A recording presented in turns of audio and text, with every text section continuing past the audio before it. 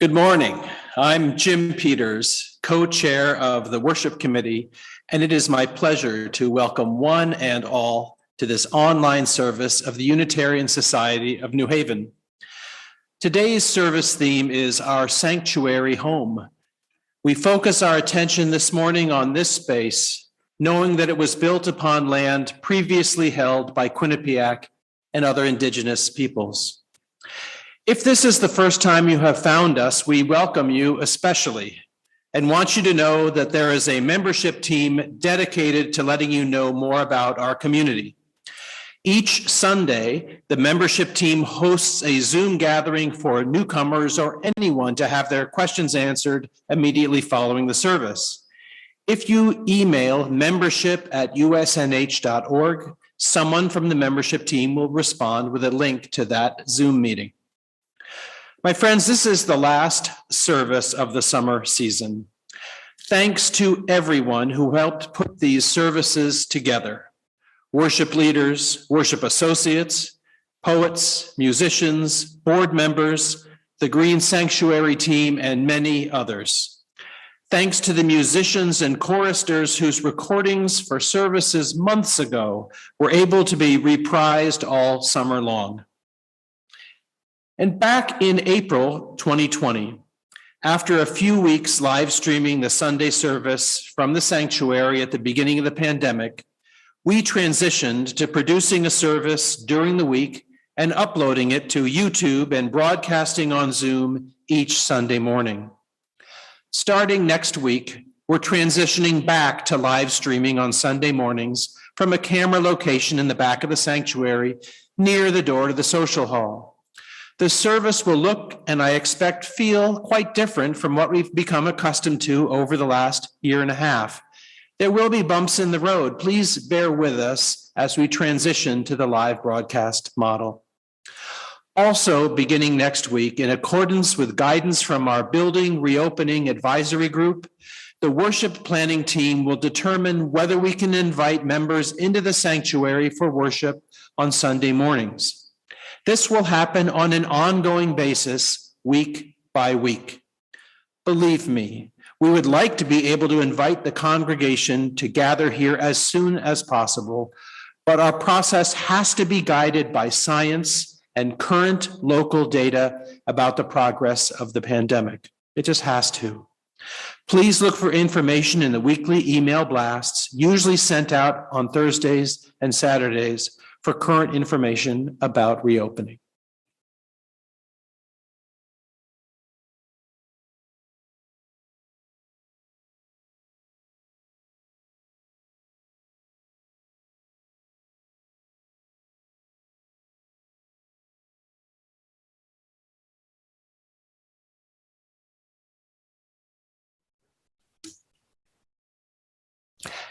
If home is where the heart is, then let us imagine our hearts here and now. This place holds meaning for many, in memories, in conversations, in the collective experience of every soul that has called this space home. Come, let us be here in spirit, in heart, in thought, in love. Come, let us worship together. We light this chalice, symbol of our Unitarian Universalist tradition, as has been done week after week, month after month, year after year, for nearly now 7 decades. We light it today, remembering those no longer with us. We light it today, rejoicing for those with us now. And we light it today to welcome those who will join us in the weeks, months, and years to come.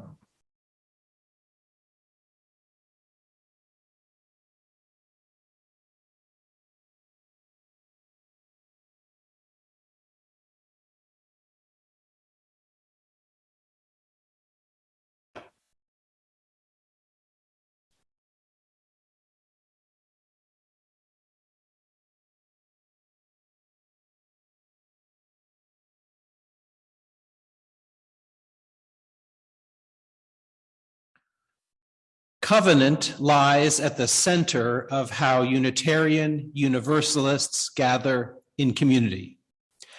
We're united not by a particular set of beliefs, but by the promises we make about how we will be together, how we will treat each other, and how we will seek to mend relationships when we fall short of our aspirations. While the following words express our intentions in writing, our true covenant lives and breathes in how we act. Please join me now in reciting the words that appear on your screen. We covenant together to create and nurture a culture of respect and kindness, and to engage in the spiritual and everyday practice of loving more generously.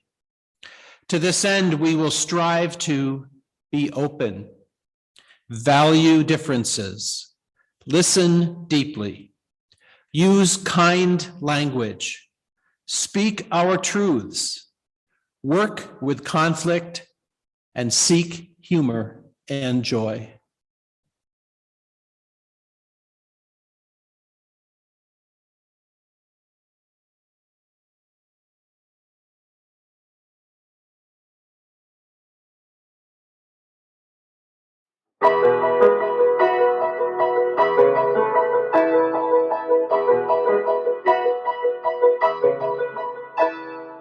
Though below me I feel no motion, standing on these mountains and plains, far away from the rolling ocean, still my dry land heart can say, I've been sailing all my life now, never harbor or port have I known. The wide universe is the ocean I travel, and the earth is my blue boat.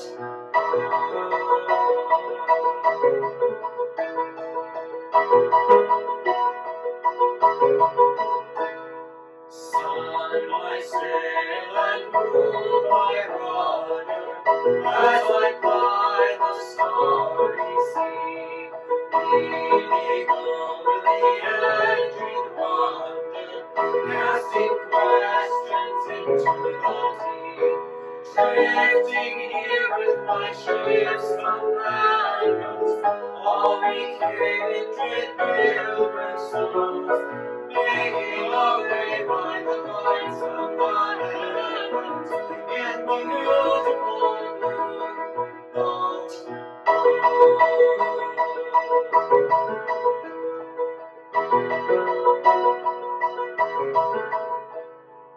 I give thanks to the waves upholding me, hail the great winds urging me on. Greet the infinite sea before me, sing the sky my sailor's song. I was born upon the faroes, never harbor or port have I known. The wide universe is the ocean I travel, and the earth is my blue boat.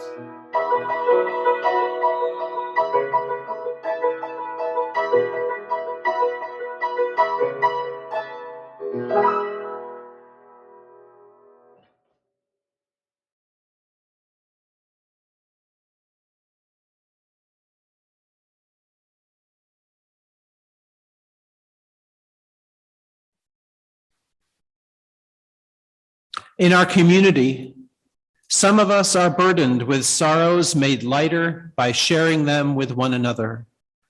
Others of us are carrying joys we long to shout out. This week, Fran LaFrance Persino shared, please keep member Wendy Liceo in your prayers as she recovers from lung surgery. Her daughter has asked for prayers that the surgery is successful. Also, Steve Evans, a longtime USNH member, passed away on Monday, August 23rd from complications of Parkinson's. Steve was an enthusiastic participant in the choir and the Continuum writing group. He will be greatly missed. Steve's partner, Sarah Foreman, will let us know as plans are developed for memorial service. Sarah would love to receive emails or letters from people who knew Steve, sharing stories and memories. If you are joining us via Zoom this morning and have a personal joy or sorrow you'd like to articulate in the chat box, please do so now. Thank you.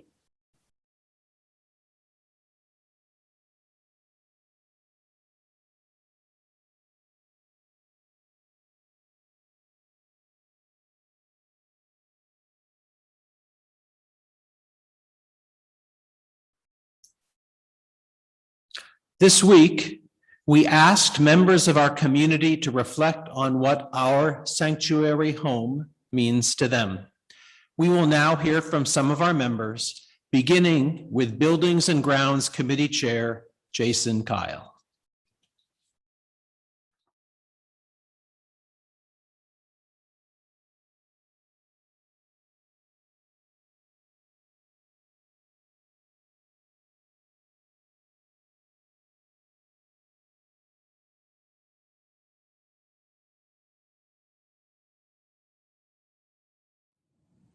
Hi, good morning. I'm Jason Kyle. I'm currently the Buildings and Grounds Committee Chairperson here at USNH. This sort of makes it important for me to talk to you about our place, USNH, 700 Hartford Turnpike in Hamden. Like I'm obligated or something, but truly I'm not. I want to talk about our place because it means a lot to me.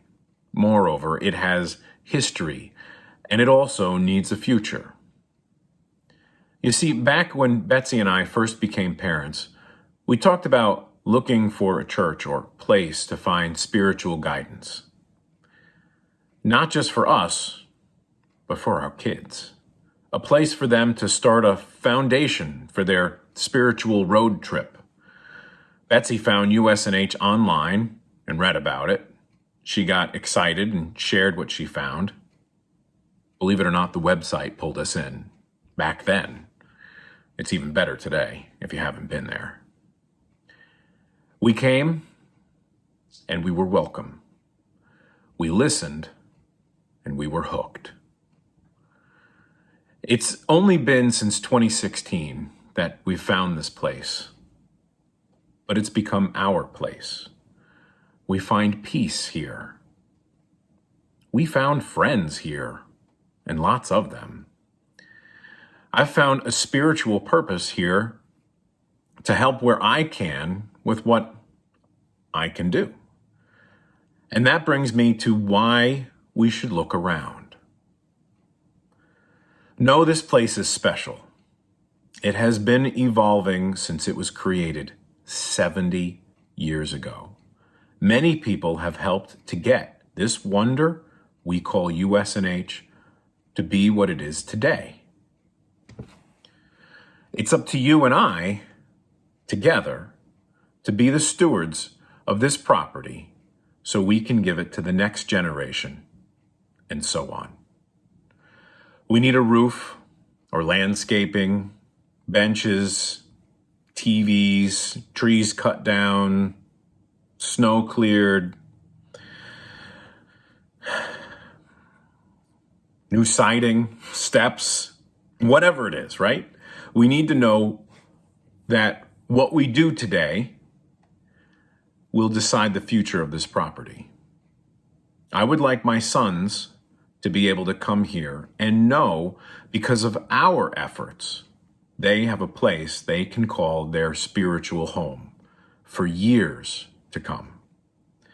Maybe even 70 more. That's why I'm talking to you now. That's why it's important to me and my family, because this is our spiritual place. USNH, 700 Hartford Turnpike in Hamden.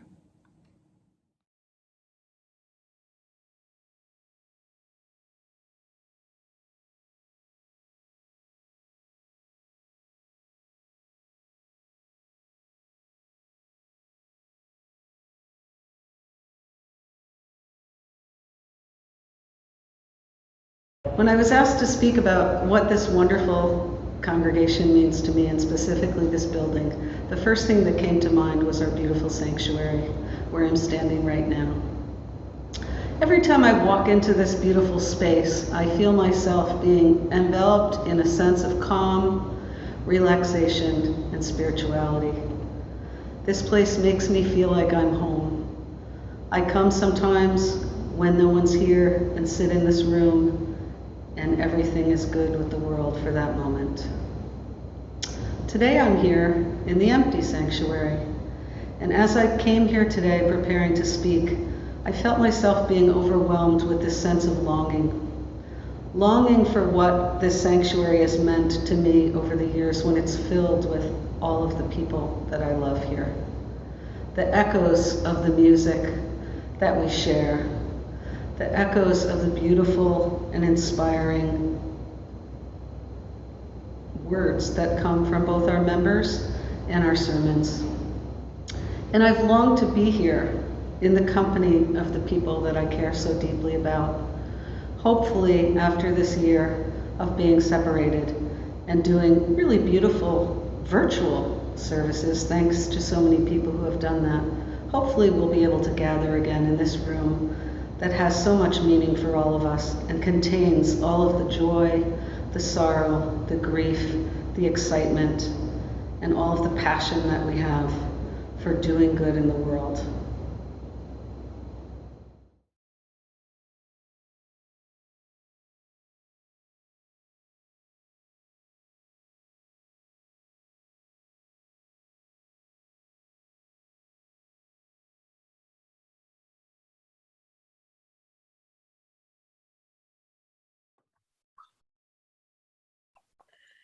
Good morning. My name is Nancy Apfel, and my pronouns are she, her, and hers.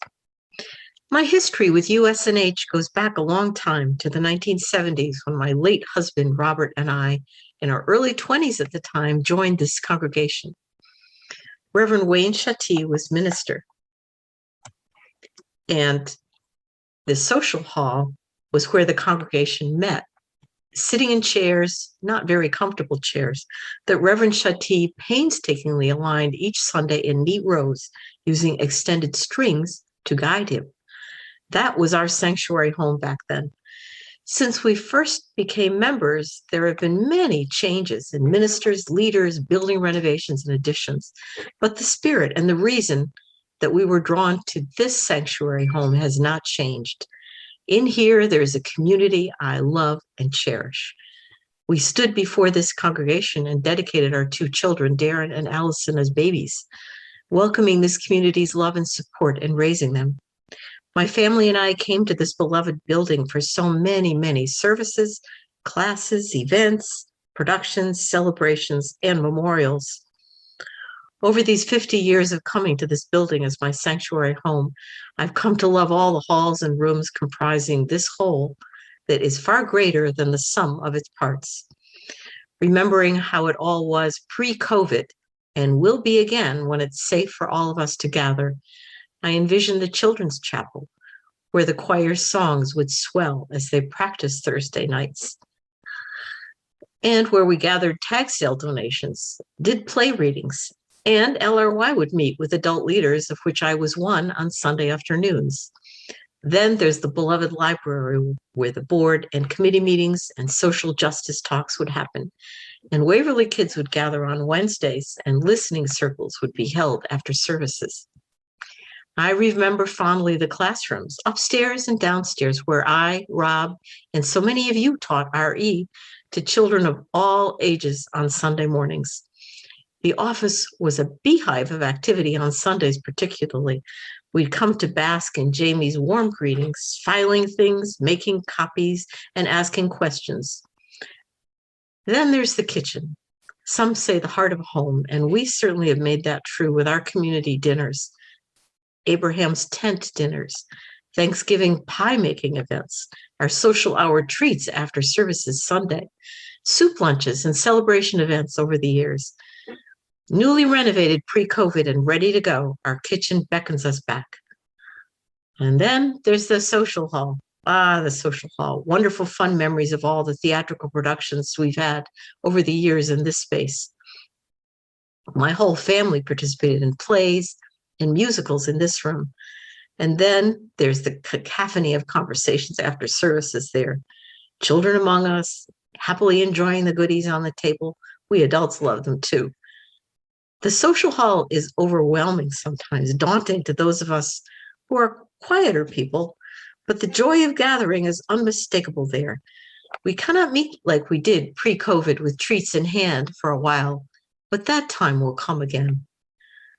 The last large room I envision is our beloved sanctuary, newly built in 2002. It was a masterpiece of calm beauty, with light coming in just right, the comfortable seats, the soft colors, the beautiful wood paneling. It is now almost 20 years old. This space has special meaning to me personally. Not only is it beautiful, but it has acoustics that musicians adore. This was the dream of Robert Apfel, to create a sanctuary that had acoustical qualities that made it second to none for the music he loved. My sadness is that he passed away just weeks before the sanctuary officially opened to us in that September. He never heard a note in it. Yet I can't believe he didn't know. I think he could hear what it would sound like from the drawings and measurements he so carefully made in his last days. What I treasure is that musicians still praise the acoustics and love performing in this room. And many still mention Robin praising the sanctuary for this sound. Rich Salisco, who gifted us with his beautiful music for a recent service, wrote to me that Bill Braun often remarks when Rich plays in the sanctuary, "The room loves the horn." And Rich usually replies, "And the horn and the horn player love the room." This is why the sanctuary in particular speaks to me with love and belonging. This sanctuary home of ours is precious. Some of us will return to it on September 12th with trepidation of being together in person again, and some of us will wait. Whatever your choice, we are one congregation together through this unrelenting pandemic, respecting each other's decision. Whatever your decision, please hold in your hearts the vision of how we will all gather safely in our beloved sanctuary home again one day. May it be so, and blessed be. Thank you.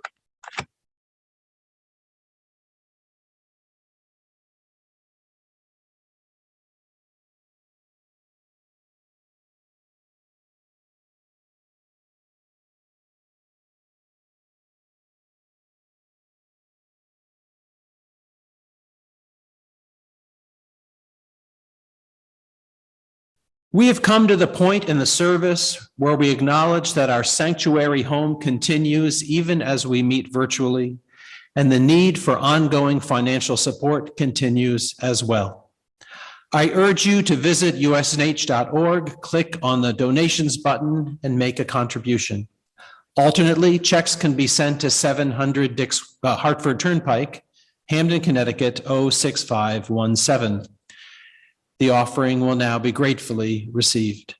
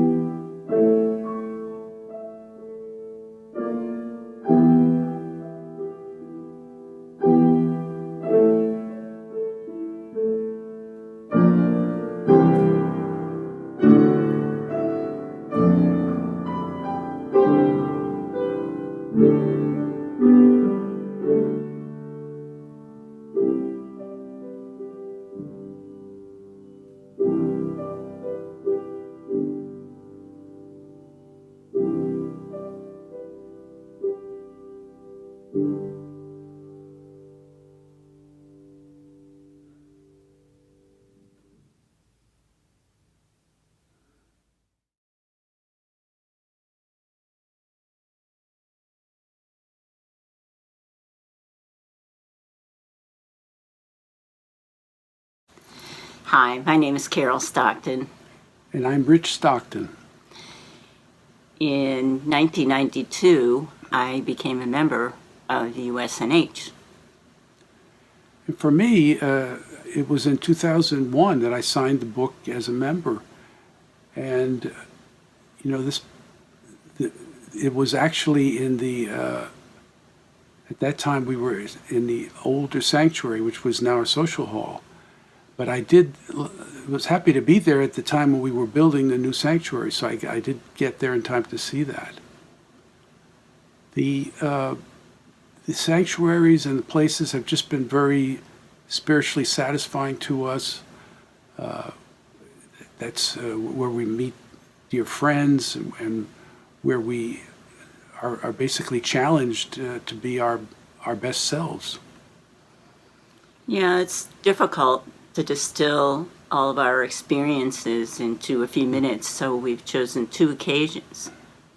The first is my father's memorial, which was presided over by our beloved minister, Kathleen McTeague, in 2000. Well, the other story is, you know, in 2003 is when Carol and I met, and it was actually in a small group that did meet in Kathleen McTeague's office. And, well, as you know, as they say, history in the making, we ended up being married on November 25th, 2006. And again, presided over by our beloved minister, Kathleen McTeague. And this Thanksgiving, we're going to celebrate our 15th anniversary. Yeah, and although you could say for us, every November 25th is Thanksgiving. Oh.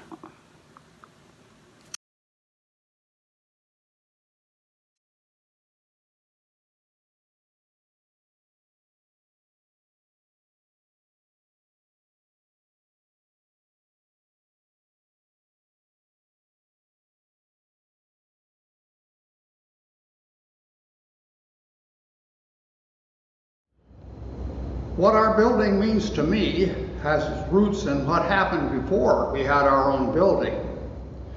When we started, we of course met in rented quarters for the first several years of our existence and bounced around from place to place. We met briefly in Center Church Parish House, United Church Parish House, and yes, even Trinity Church Parish House. And then for a time in the Jewish Center, which was then on Chapel Street. And that was a fairly nice place, except we had to meet at 4 o'clock on Sunday afternoon. And it was next to the gym, so occasionally there would be a clunk of a basketball against the outer wall. And unfortunately, occasional interruptions by their PA system. Will Mr. Rosenbaum please report to the front desk? Then we moved to the old Larson College building, which faced Lake Whitney. Of all the places that we rented, this was the best. We were there for several years, and we were allowed 1 or 2 closets to store our equipment, that is stuff mainly for the Sunday school. And the place even had a somewhat wheezy organ. Everybody pitched in to set up the Sunday school stuff, the small tables and chairs especially for the lower grades. Coffee had to be brought in large thermos jugs. And one of our members, Buzz Allen, was confined to a wheelchair, and this was before the days of handicapped access, so a committee of 3 or 4 of us always had to meet him at the bottom of this long flight of stairs, carry him in his wheelchair up to the top, and then after the service carry him back down again. So all of this cooperative effort helped tremendously to bring us together. And this tradition pretty much continued even after we got our own building. When we finally had enough members and sufficient pledges, we decided to proceed to build our own building. Where should it be? We stuck pins in a map to show the location of where all of our families lived, and found out that the center of gravity seemed to be the middle of Hamden. And very fortunately for us, an old apple orchard on Hartford Turnpike was available, so we bought it, and there we put our building. This cooperative effort, which I mentioned already, has continued to this day. Even though having our own building made things much more easy, we were able to do things which we hadn't done before, such as put on dramatic productions, which we made sure included all ages, from kids up through senior citizens. Such productions as Oliver, Music Man, The Sound of Music, and Yanomamo, to name a few. And we had in our social hall, or that's where we met at first. This auditorium, of course, did not come until later, but we had a stage there, and we installed lighting for these productions. We were strong on social action, and we have, in fact, 12 task forces to take care of various issues. One telling incident was that after Wayne Chattee retired, Paul Bicknell came as our first interim minister. He was aware that Wayne was a micromanager, and so therefore, how would things get done? He disappeared for 2 or 3 days, and we didn't miss a beat. People pitched in and did the things that had to be done. On a personal note, Jane and I were married here in what is today the social hall, and we believe we are the first couple from within this congregation to do so. So this place has really been a second home for me. We come here, except for during the pandemic, we come here at least once or twice a week, and choir and so forth, and many of our friends are here, our dearest friends. So, as I said, if I'm here, I consider myself to be home.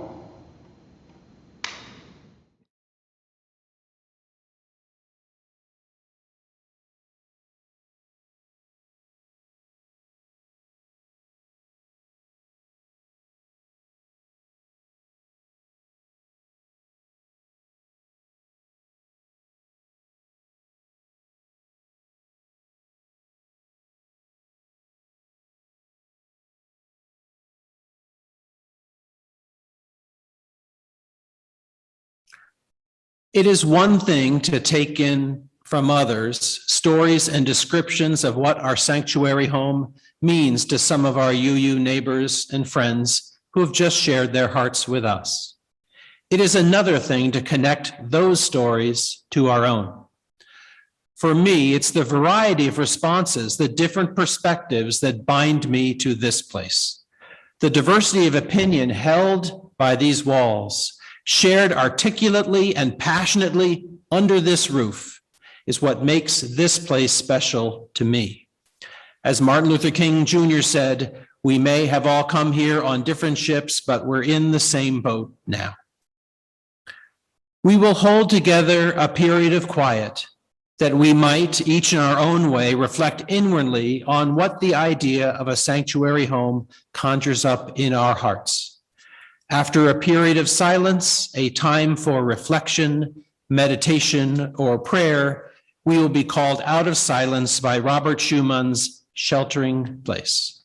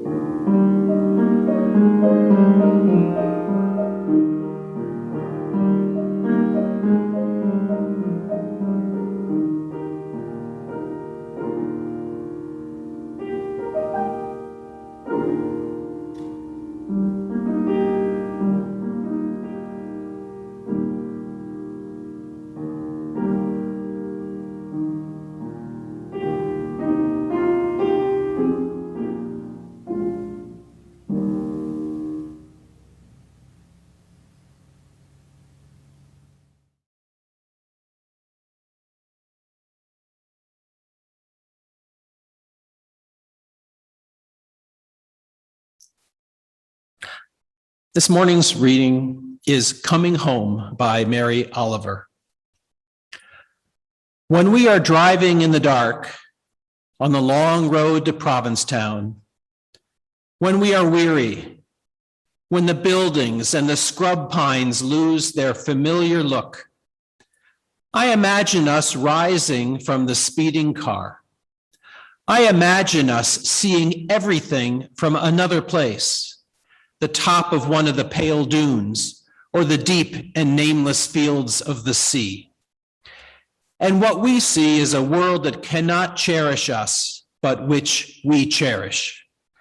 And what we see is our life moving like that, along the dark edges of everything, headlights sweeping the blackness, believing in 1,000 fragile and unprovable things, looking out for sorrow, slowing down for happiness, making all the right turns right down to the thumping barriers to the sea, the swirling waves, the narrow streets, the houses, the past, the future, the doorway that belongs to you and me.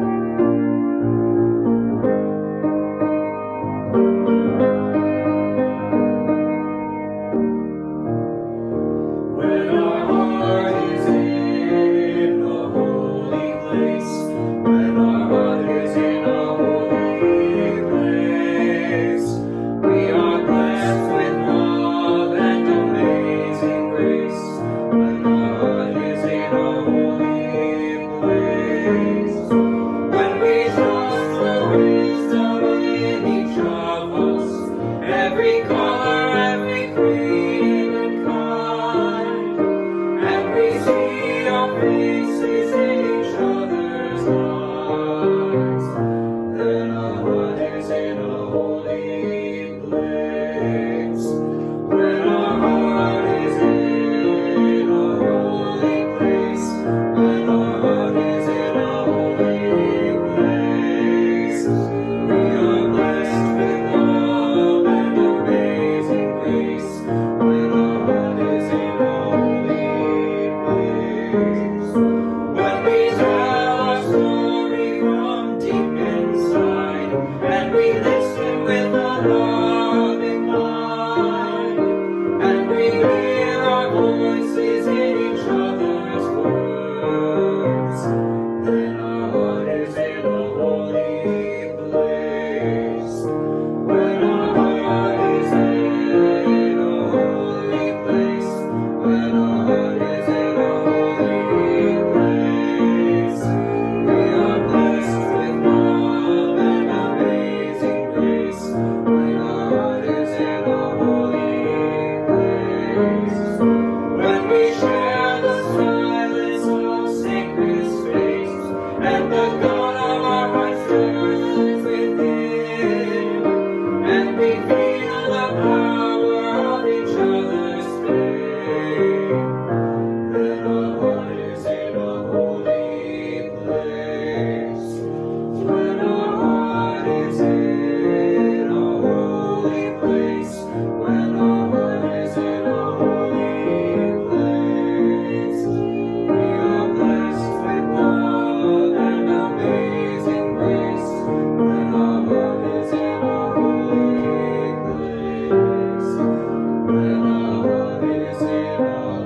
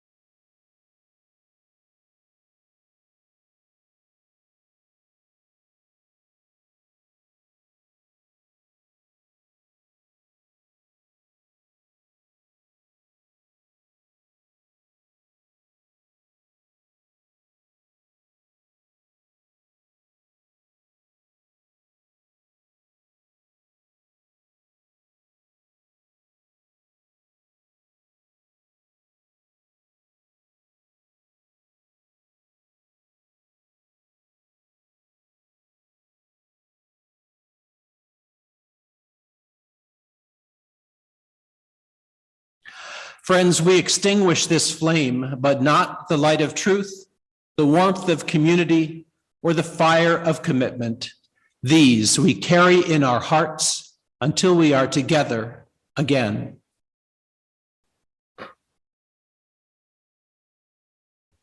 And in benediction, quoting the author and poet Maya Angelou, I long, as does every human being, to be at home wherever I find myself.